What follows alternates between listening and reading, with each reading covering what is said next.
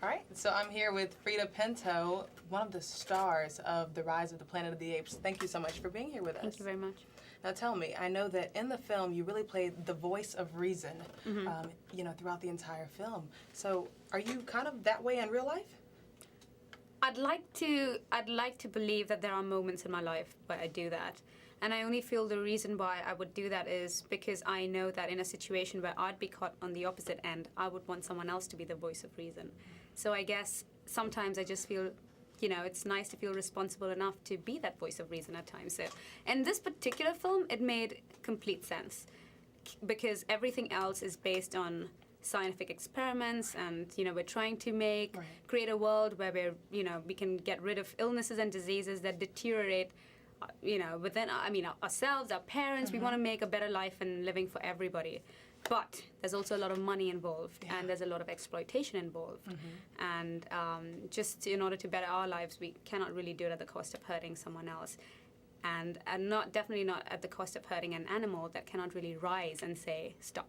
You really sound like an advocate for not only the film, but for a lot of philanthropies and charities. Are you involved in Well, I have to say, as much as I say all of this, I sometimes think of myself in that situation that Will finds himself in, where he's trying to help his father remember things that happened in the past. He's suffering from an illness that is kind of degenerated by nature, and he wants him to live those last couple. He actually almost doesn't want his father to die. If you think of it, he wants to stop time and make it go back to all the good times. And what if I found myself in that situation where my father or my mother or a family friend, depended on that drug that needed to be tested on an animal first in order to be. I do know now that animal testing is not a reliable source of testing because they react very differently to us. They do not produce the same antibodies as us, and it's not a reliable way of testing, in short. But still, if that's the way forward, and it has been done in the past, so everybody sitting in this room has been guilty of it already. It has already been tested, and polio vaccinations, penicillin, it's all been done already. What do we do now?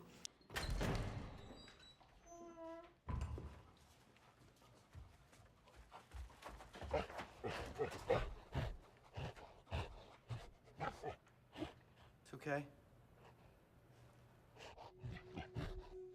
Go on.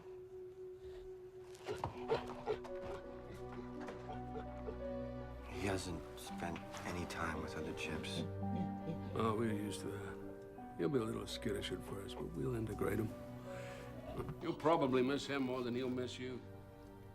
You'll be surprised how quick they adapt.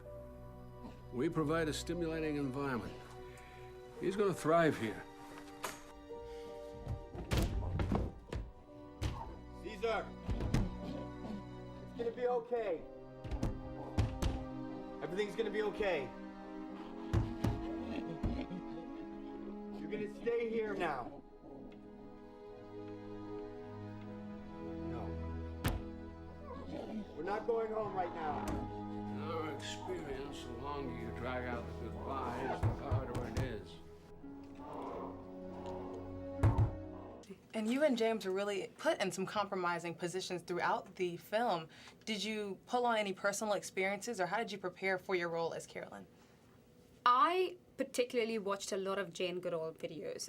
She was my go-to person if I needed anything. So I watched a lot of her YouTube videos, her visits to primate shelters, and the things that she did, her foundation, in order to understand these animals better. Because I did not have the privilege of actually going to a primate shelter and working with them, which is something I would have loved to do and would still love to do.